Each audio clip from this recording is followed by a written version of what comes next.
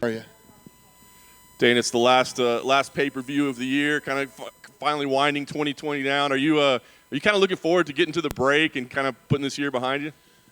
Yeah, it's funny because I've been wishing this year away for so long, and now that we're going into 2021, I don't know if what I was expecting to be different. I think it's going to be a lot of the same, but we figured it all out and we know what we're doing now. So, we have more of a direction than we did when this whole thing started.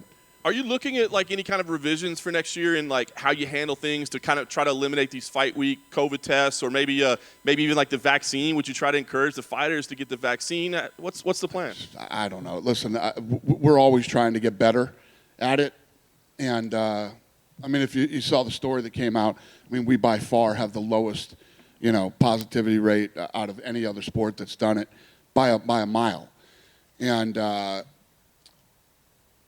We're going to continue to do what we do and get better. And I don't know about vaccines or any of that. People asking me questions about arenas and all this stuff. I have no idea.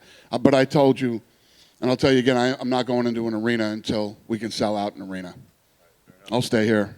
Fair enough. Well, as far as this week goes, flyweight main event. Flyweight headliners in a pay-per-view didn't always mean big numbers for you. Are you seeing differently with Davidson? Is he resonating any more than maybe some of your past flyweight champions? Yeah, and the reality, first of all, this dude throws everything with bad intentions. His stare down just had bad intentions. This guy is a bad dude, and this is a great fight. Number one versus the champion. Doesn't get any better than that, and the card is stacked. This card is packed with great fights that you got to see, so that doesn't hurt either. Yeah, the co-main event, I think, is one that everybody's really looking forward to with Ferguson and Oliveira. These guys get bonuses all the time. Charles said that he thinks, a win here, he could fight for a title. Obviously, Tony's been around. Are you looking at this as kind of title implications? Listen, either guy that wins this fight could be in a title fight, yeah?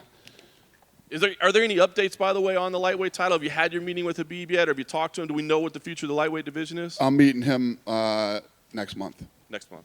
Fair enough. I wanted to ask you, last week it seemed like we were talking about Yoel Romero. This week it's Anthony Johnson. What can you tell us about that process and him basically leaving the organization? Yeah. Listen, we love the guy. I have a great relationship with him. I've always liked him. Never had any problems with him other than a little weight-cutting issues back at 170. But other than that, he's a great guy. We love him. We'd love to have him here. But it's probably better for him to go somewhere else. Did he say why he didn't want to be with the UFC? No, he does want to be with the UFC. Just didn't work out. You want him. He wants to be here, but it didn't work out. Ask him. That's his business, not mine. Fair enough. Last thing for me, I know you normally say the legal stuff, you leave it up to the lawyers to handle, but there was a pretty big statement made yesterday with the certification of the antitrust suit. Do you have I any literally know nothing about it. So do you I literally know nothing. Not one thing. Potentially, I think there could be like $4 billion worth of damages awarded. Does that concern you at all with the Not future even a little of the company? bit. It concerns me so much that I don't even know anything about it. Fair enough. Thank you. All right. Hi, Dana. Hey.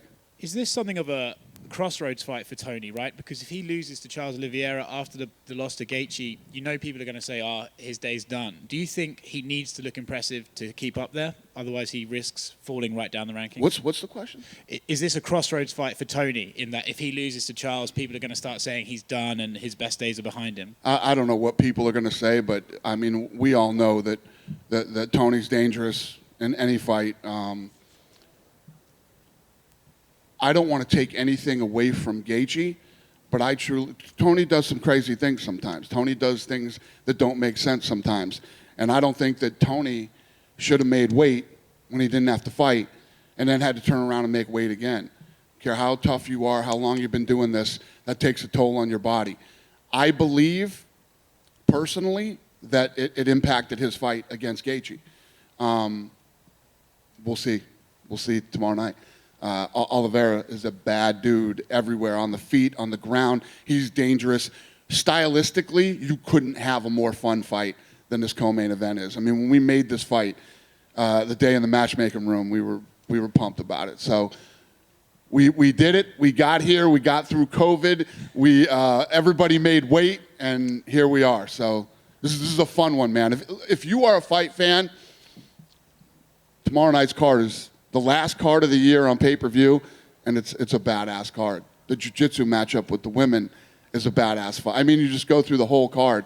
Holland and Jacare, and the list goes on and on. Yeah, I mean, even opening up with Junior Dos Santos and Cyril Garner. Exactly. What's the upside for someone like Cyril Garner? If he beats Junior Dos Santos and he's, look at the guy's huge, does he have a great upside? There's nothing but upside. I mean, he's ranked number 14, and I think JDS is number 7.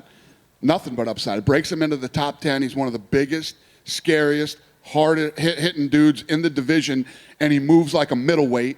There's nothing but upside for that guy. And plus, he's had we've all had a rough 2020. He's had a really rough 2020. I mean, fights have been falling out left and right for this guy. He's here. He's going in against a guy who can break him into the top 10 with a win. Nothing but upside. And in that division, and I know that you hate this sort of stuff, but do we have an update on the title fight between Ngannou and Miocic? Have you got a date in mind for that fight? No. Okay, cool. Thanks, Dana. Yep. Dana over here. There's a lot of talk about what could be next for the winner of Figueiredo and Moreno. Cody Garbrandt's out there. You got guys like Askar Askarov making their way up. I mean, have you thought about what you would prefer following Saturday? No, I'm just pumped for Saturday. I'm just looking at that, and this is the last one of the year. Then I'm going on vacation, and I'm not thinking about anything about what's next in that division. Just Saturday night. Not for nothing, but has Henry Cejudo said anything about, being intrigued by Figueiredo and anything like that? Have you spoken with him since you... No. Henry Cejudo's retired. I haven't talked to him at all. Just an update. Obviously, when you see the lightweight division in action, people are talking about what's next. Is there any update on Michael Chandler and who and when we might see him? We're working on that. We'll have something for you guys soon. My final question, there are a lot of fans, they love coming out to watch UFC live. We know the state of things are, but what would you say to those fans who are just like, Dana, we miss coming out here to watch it? I don't blame you. I miss a lot of things too. There's a lot of shit that I like to go out and do too that I'm not doing right now. It's unfortunate, and I can't wait till we do get the fans back. I mean, imagine the first one live when we can actually sell out the arena and sell every seat. It's going to be special. I think that when we finally get fans back, it's going to be like the first show in Toronto, the first show in New York City, and the list goes on and on. It's going to be one of those type of events. It's going to be amazing. I'm looking forward to it.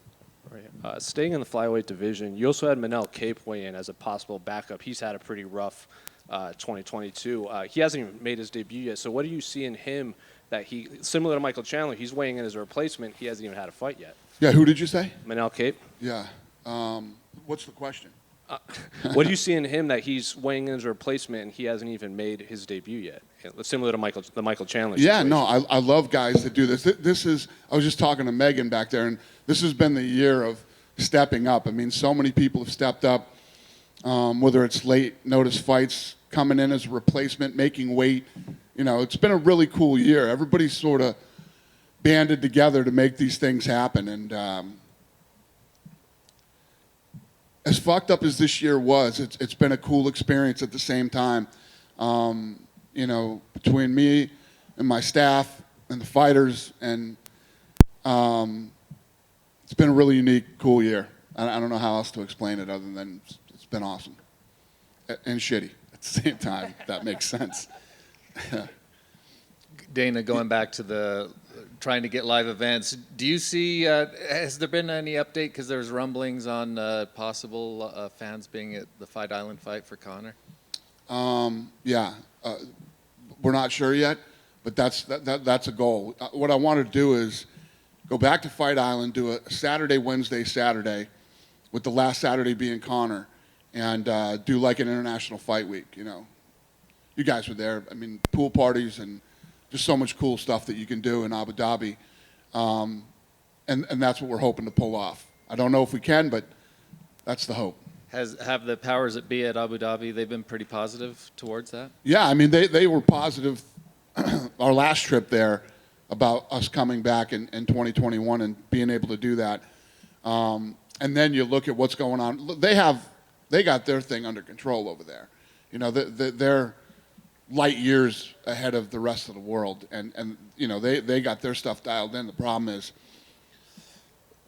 as COVID's starting to spread right now, do you want to fly 20,000 people in from other countries outside of the bubble